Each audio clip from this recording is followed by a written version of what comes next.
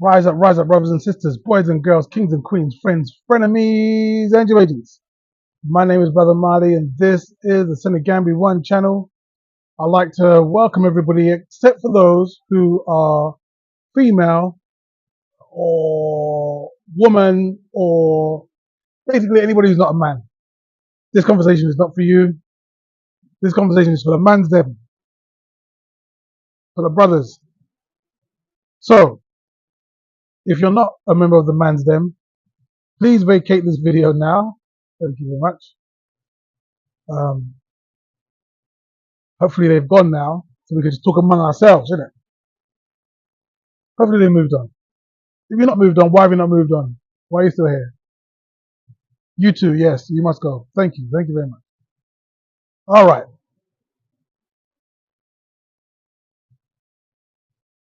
This is a conversation I've not had publicly.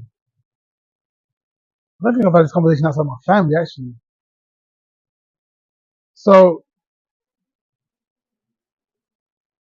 I'm in Paddington Station in London. I'm going up to Reading to go to a friend's house for barbecue, fireworks, party kind of thing, right?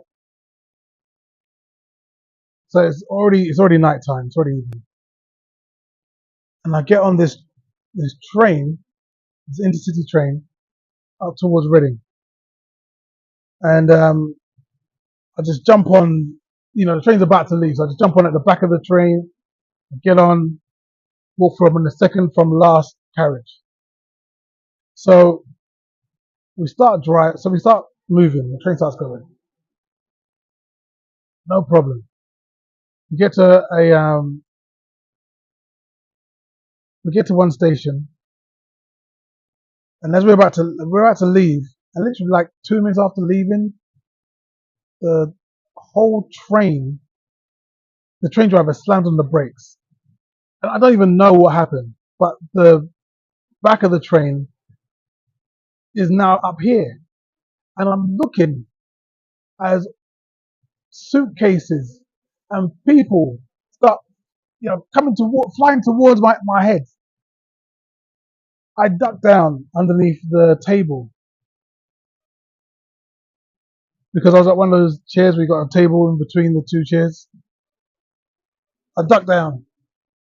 I realized that we've been in a train crash. He's not slamming on his brakes. The train has crashed, and there's a man. I get my head up from underneath the table, and the whole train is pitch black. I don't know what happened when the lights went out. I had my eyes closed when I was underneath the table. I've opened my eyes. I've looked again. The train's pitch black, and there's this man stumbling. I don't know what's going on with him, right? And other people tell him to sit down, stay in your seat, sit down. And he's like, no, I've got to find it. I don't know what he's looking for. He's looking for a bag, a suitcase, something. Turns out he was looking for a violin. Like he had a Stradivarius violin. He had lost the violin in the train crash.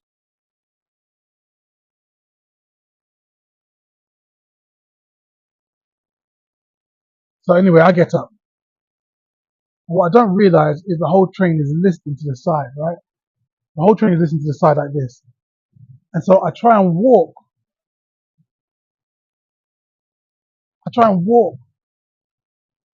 But I keep falling over. Just like the man was before me. He was looking for his violin.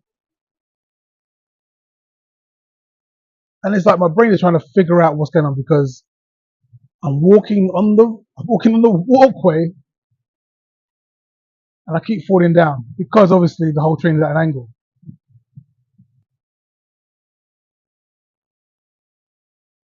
Anyway, as I'm walking towards the exit, I notice that just between the roof and the side of the train, the carriage I'm in has split in two. So I walk through the train, the roof / wall part of the train, like we're at an angle. So walking out through the roof slash side of the train, you'd end up on the road, right? On the ground correctly. I walk through there, and it is carnage.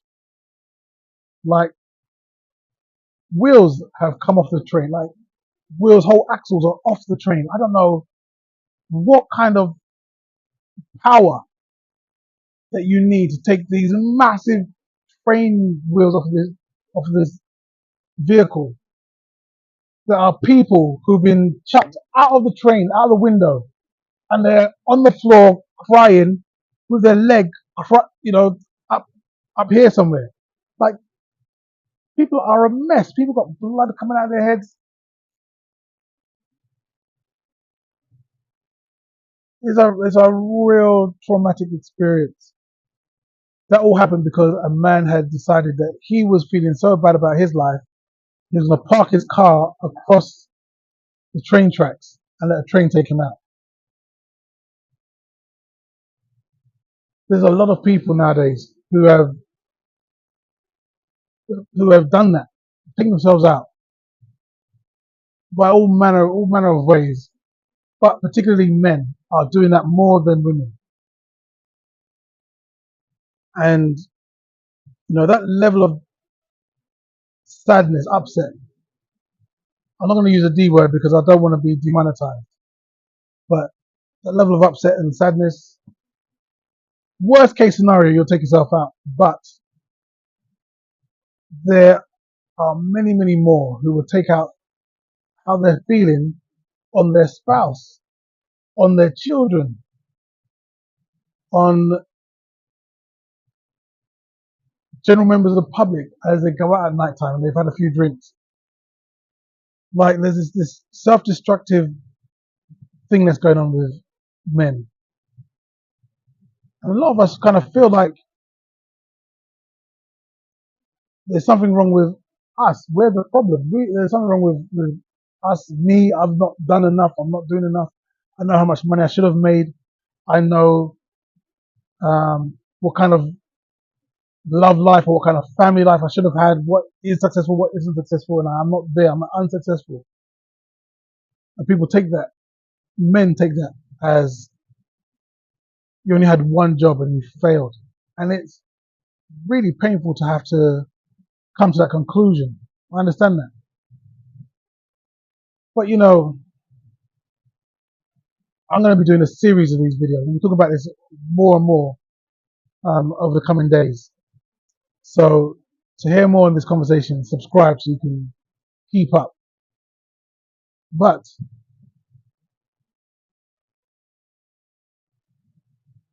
we've been given such bad advice, like religion, for example. Religion has told us,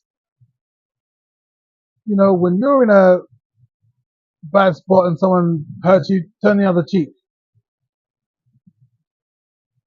Why are you turning the other cheek for? We're told that we need to be kind and good. You live in a very tough world, very, very tough world where so many men around you are competing for the things that you have. They want your woman, they want your money, they want your job, they want your business, they want your car.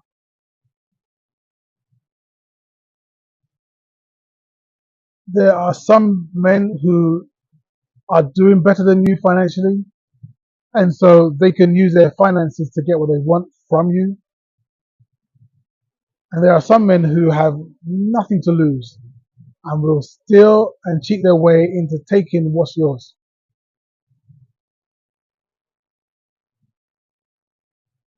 So you don't have the luxury of being kind and good and turning cheeks and so on and so forth. No,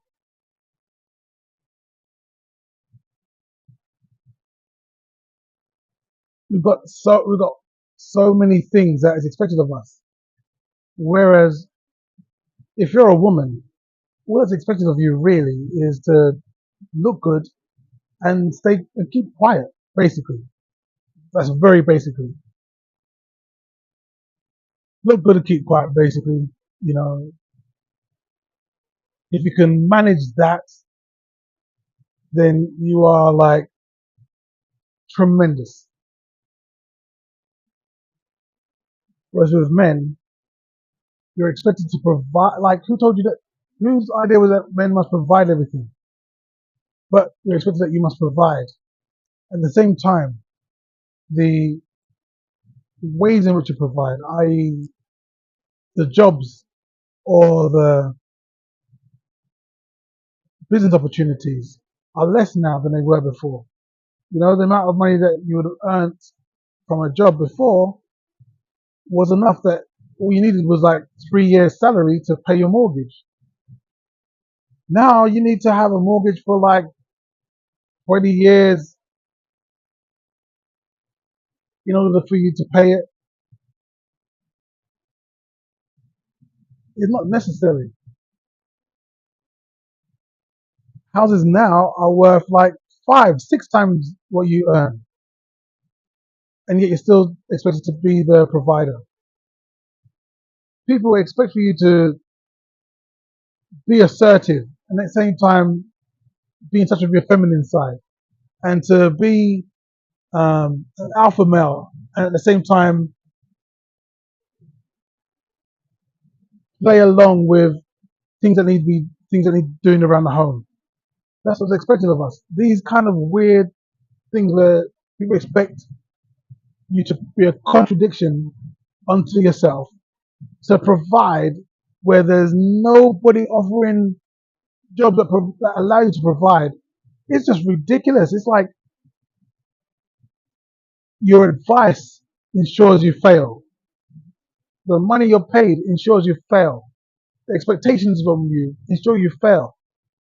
And because as a man you take responsibility for what's going on, you take it on as there's something wrong with you, not something that's wrong with the environment within which you live. So this is just a video to say, look, don't beat yourself up. All right? There are ways and means of getting around this. So we're going to be talking about that in future videos. Until then, you take care of yourself. This is your brother Marley. Peace.